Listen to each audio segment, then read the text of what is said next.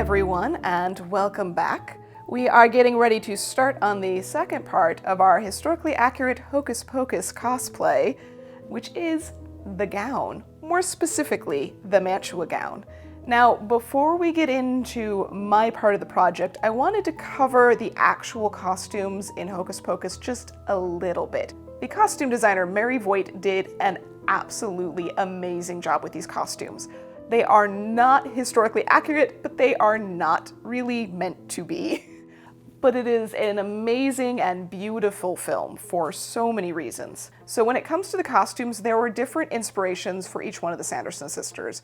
Mary was supposed to be more rustic. She was supposed to sort of represent the alchemist side of witchcraft, the sort of person that you would expect to see in the kitchen cooking, as it were. And that really makes sense. She has a very 18th, 19th century standard rustic peasant look about her. It's not a very specific time period for what she's wearing, but it's sort of in that vague range. When it comes to Sarah, she was supposed to be more of a princess, a bit like a Disney princess, in fact. And her costume, color-wise and fabrics-wise, really represents that very well. Her more historic influence seems to be late 18th century. She basically is in like 1780s underwear. It works. Now, when it comes to Winifred, that to me is the most interesting sort of play on history. Now, I know it looks like she's sort of a vague medieval Renaissance sort of style, but that's actually a modern representation of that time period. It isn't accurate to the 12th to the 15th century range. There are a few elements, the long sleeves or some other bits and pieces, but none of that really works mashed together. In fact, what it is taken from the late 19th century representations of that medieval period. So think things like Lady Macbeth by John Singer Sargent or Ophelia. That's kind of what this is based off of. In fact, you can see the designs that are in Winifred's robes are very Art Nouveau. It's very late 19th century artistic dress. So it's not so much a great representation of the medieval period. So for that reason, I chose to kind of ignore the actual costume structure and design because there's so little of that I could actually pull into the 1690s, and I chose instead to stick with the very iconic colors of green and purple, which were distinctly chosen to go with the red hair and to be very eye-catching rather than just being in, oh, she's a witch, she's in black clothing. That was something that the designer specifically said she wanted to avoid, just putting them in standard stereotypical old witch clothing. So I'm very glad that she did that because it made for some amazing color. And in fact, the Winifred Sanderson costume in the movie is a completely different color than the actual costume. The movie makes it look very dark evergreen. The actual costume is almost a lime green. It's incredibly bright, but they did that to make sure that it worked with the lighting and the editing later. So I just went with the darker green because that's what we're used to seeing. Honestly, that looks really gorgeous alongside of a plum color, and those were colors that I could find in plenty of fashion plates from around the 1690s. So it was something that I could verify was historically accurate, and I especially got excited when I could verify that they had a lot of two-tone gowns. So where you would have the actual gown as one color, and then you would have these sort of facings and the cuffs, and then the skirt as it folds back in a contrast color. So we're gonna start first with the petticoat because that seemed like that would be the easy place to start. Like I would, having made hundreds of petticoats, would already know what I'm doing. If you haven't noticed that there's a trend in this entire project of me being surprised that I know nothing, that's really the theme of this entire video. I apologize in advance, but it means you're gonna get a lot of really good research. I had two major questions when it came to the petticoat. The first one was, what are the size of the pleats? And the second one was, how exactly does it fasten? More like an 18th century petticoat where the front and the back are tied separately around the waist? Or more like an earlier 17th century petticoat where it ties in the back? I first started looking for originals, of which there are not very many, and there's very little recorded about them, but most of the pictures that I could find and most of the imagery I could find seemed to indicate that the pleats were relatively small, though they do have a flat front like later 18th century petticoats do. The pleats, however, were not so small as the earlier 17th century cartridge-pleated petticoats. When it came to deciding whether it opened on the sides or opened in the back, I went and looked again at the originals, not finding any evidence one way or the other, but when I started to go back to look at fashion plates, I found that a great many of the visible petticoats had a sort of decorative section on the side that indicated that they had a little pocket slit set further down. So it wasn't open at the top, it was just a decorated slit that had very often gathered ribbon or other trim around it. This indicated to me that they could not open at the sides like 18th century petticoats do, and instead it had to open in the back.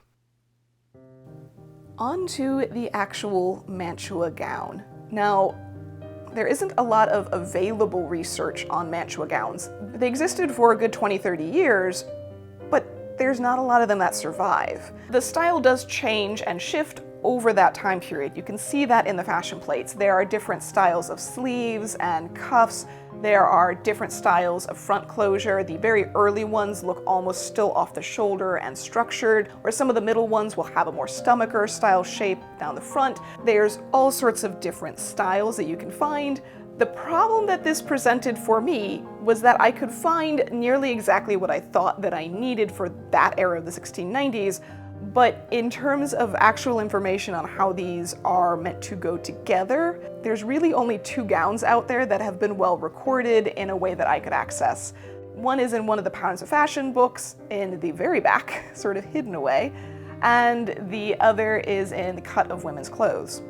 They're both from different time periods. The one that has more information in Patterns of Fashion is later and is done in a very interesting manner where it's actually draped over the shoulder and it's all done sort of as one piece. That was not quite the style of sleeve that I wanted or the style of draping, so I kind of put that one to the side temporarily and went with the Cut of Women's Clothes style, but there's almost no descriptions of how this was stitched together or really anything else about it. So I had to go back to the Patterns of Fashion version, look at the small bit of research that was mentioned there, and that's when I started to realize that, unlike what I expected, which was that this would be very similar to sort of mid-18th century English style gowns with their pleated backs and their stomacher fronts and their robings, it thought, oh, it looks so similar, it has to be a similar construction, right? Wrong! Turns out, mantuas are barely stitched at all. Like, they are actually a very loosely pleated robe that is held in place by a belt. I didn't expect that. There are no linings, there's nothing that really holds those pleats in place, they're not stitched down, just up at the top of the shoulders, and it was just, okay, this is a whole new experience. So I went and looked as closely as I could at the museum images of the 2 mantuas that are talked about in the books, zoomed in as far as I could, gathered up as much detail as I could, and launched into this, hoping that I had done enough research to have it make sense in the end. Though the assembly of a Mantua gown is not exactly like a later 18th century English back gown, the center back seam is very similar. You'll need to draw that at an angle and backstitch up the seam. However, I did make a mistake here in actually cutting the seam allowance away from the center back. That's something I traditionally do in English style gowns.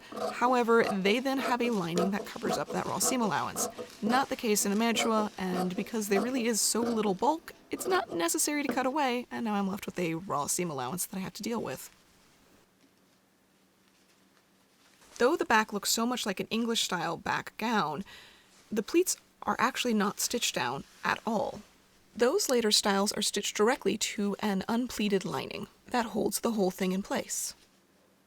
Whereas the mantua will have these very deep pleats that are really only attached up at the top across the neckline and the shoulders, as well as across the upper back. This is done by way of a small strip of fabric. It's laid across the inside of the upper back, but is only attached at the 2 ends. This stitching is done under where the outermost pleat is, but it is only stitched through the 1 layer of fabric, not through the pleat itself. So it essentially means that the tension is still held across the shoulders, but the pleats are not actually held into place by this strip of fabric. There seem to be numerous ways to drape the front of a mantua gown. Both of the diagrams that I was using as reference used entirely different styles of pleating. I really preferred the method of pleating found in the Patterns of Fashion book, even though that particular gown is a little bit later in style. The way that the front edge folded back and revealed the contrasting fabric was what was most appealing to me. So I decided to go with that method, which has a very large pleat in the front that allows you to put a bit of a curve into the front edge to get you over the curve of the bust. There is also a second tuck further to the side that goes all the way from the shoulder down to the waist. It seems to help in shaping and fitting over the bust, as well as making sure that there is enough fullness in the skirt down at the hips.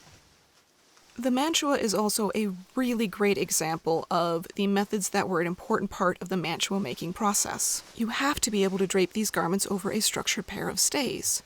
You're draping the fabric over the figure, pinning it into place, cutting on the person, and gradually shaping this garment and molding it around the body.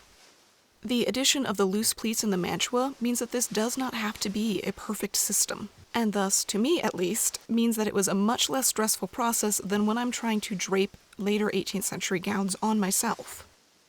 Those need to be perfectly smooth, and in the case of the Mantua, I knew that I had a little bit of wiggle room. I did still have to make a few amendments to the traditional Mantua making process since I was fitting things on myself. Obviously, I started off by draping the back on the mannequin first, since that is not an area that I can reach on myself easily. And when it came to actually fitting the rest of the seams, that was when I started the process of pulling the garment off, fixing it, putting it back on again, and gradually getting the seams down to where they needed to be. This is something that is necessary to do because though I can pin on myself, I can chalk on myself, I can't cut away the excess on myself. It's just not feasible for me to work the scissors at those angles, and that is pretty risky business when it comes to accidentally snipping into your shift. So for this reason, I will take the garment off, make some amendments, and put it back on again, and keep double checking my work that way. It takes longer, but it ends up with a result just like if someone else had draped the garment on you. Since the pleats are not permanently set in, it really is the belt that holds everything in place. And that means that the garment itself is adjustable day to day, person to person, situation to situation.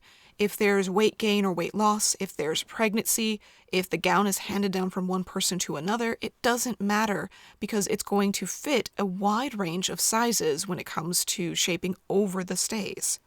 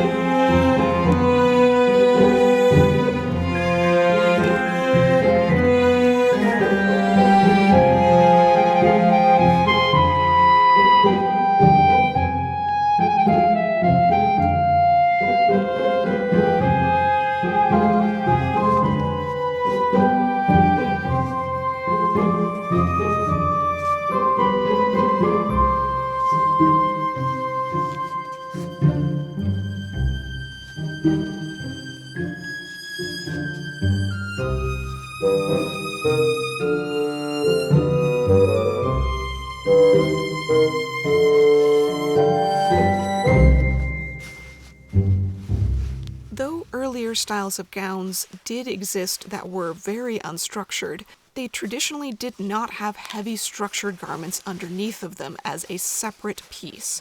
So the Mantua gown really was the precursor to the modern dress in so many ways. Those stays eventually went from being stays to being corsets to girdles and brassieres, and that unstructured external gown is what continues to this day as our unstructured external clothing, be it a dress or a shirt or whatever else. So when the Mantua gown came onto the scene in the late 17th century, the tailors who dismissed it as nothing more than a passing fad were entirely wrong, and they managed to lose a huge chunk of their trade. It even became a legal battle in England at the time as to whether or not mantua making could be considered its own formal trade. The tailors were trying to defend their turf of gown making, but they acquiesced in the fact that they thought the mantua just wouldn't hold out and that women would return to a more structured style of gown over which the tailor still held official dominion. This particular situation goes very far in explaining why today we traditionally think of tailors as doing entirely menswear, whereas before the Mantua gown, they were not gender specific as to who they catered to. Their trade instead was defined as the method that they used, as tailors used a form of flat patterning and drafting based off of measures, rather than draping over the body like mantua making required. Even though mantua making evolved into being gown making and eventually dressmaking, we still have very similar discernment between tailoring and dressmaking today. Tailoring is something that often involves a great deal of inner structure, so you'll see pad stitching and canvases, all sorts of architectural structure built into the garments, whereas we assume that dressmaking is something that is much more fluid. Even if it has extra structure built into the garment, it just isn't at the same level as a tailored garment is. Knowing that the pattern and the cut of women's clothes had the sleeve shape that I wanted, and that the gown wasn't too far off from my general size, adding in that the sleeves are very unfitted in mantuas, I decided to use the diagram directly out of the book. I did leave some extra seam allowance, just in case. In leaving the sleeve unlined, I had to deal with a fair bit of raw seam allowance. Now, I could have enclosed the seam allowance at the bottom of the sleeve in the cuff. However, I decided instead to turn it towards the interior section between the sleeve and the cuff so it would be completely hidden. That means I don't have to worry about finishing it off in the same way that I would if I had turned it to the interior of the sleeve. However, the reasoning I chose to not encase the seam allowance in the cuff itself was simply that the rest of the garment had been constructed in a very fluid manner. It was not finished finely. It did not have a lot of stitching done to try and finish off the seam allowances, to try and line things or make things neat and nice on the interior. So I felt like taking the time to stitch one side down and then the other to encase that seam allowance was just not in keeping with the way the rest of the gown had been assembled. When it came to fitting the sleeve into the gown, I will generally pin the sleeve into place about where I think it needs to be. Then I will try the garment on, see if there are any areas that need adjusting, pull it off, make those adjustments, repin the sleeve, reposition it to make sure that I have enough movement, but that it's not too low or too high under the arm, try it on again, and repeat the process until it's pinned into the right place. Now, that is a much easier process when you have a sleeve that is so oversized like this one is. I just had to make sure that it was positioned correctly so that way the gathers at the top of the arm weren't too full or too sparse. The first time that I tried, they were a little bit too full, and I ended up with almost a puffy sleeve at the top, and that was not so much the aesthetic that I was going for, so I repositioned the sleeve to be a little bit lower at the bottom of the arm side, take up a little bit more space, and the gathers worked themselves out. Though both the sleeve and the gown are very unfitted and loose, I still wanted to operate under the assumption that the sleeve is going to get a lot of stress where it connects to the gown. That has always been the case on every garment I've ever made, so that's where I tend to use some of my finest stitching and some of my heaviest silk threads. I want to make sure that I'm not going to split open that sleeve seam allowance.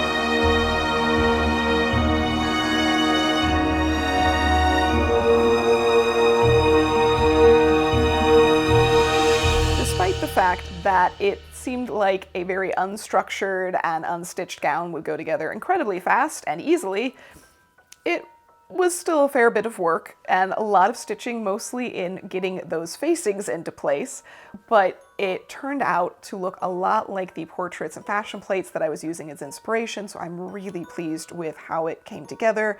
It was a little fiddly to actually get on just because you had to get the pleats into place when you put the belt around. So I'm starting to understand a little bit more about why women were moving towards that style of garment. It just feels very nice to wear. Even with the stays being heavily structured, it's a very comfortable garment, and a very elegant one at that, even if it's made out of a plainer fabric. The main thing I really learned from this was how different mantuas are from later 18th century gowns, how unfitted they are.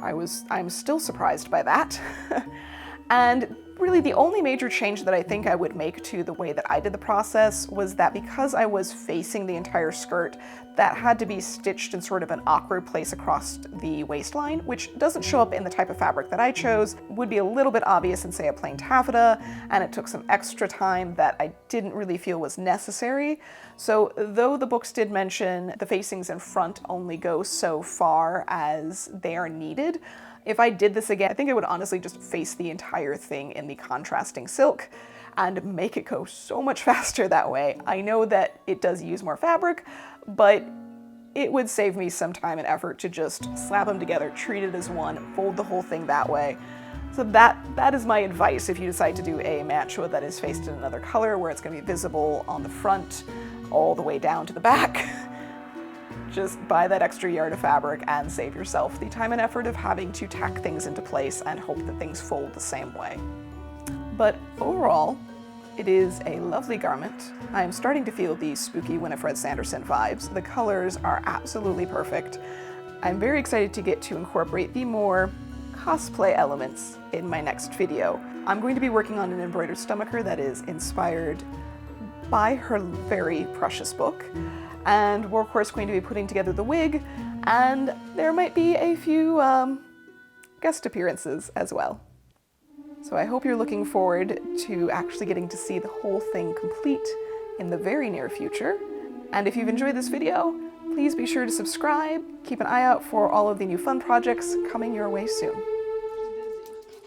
Bailey footage! Bailey footage! Bailey footage! No!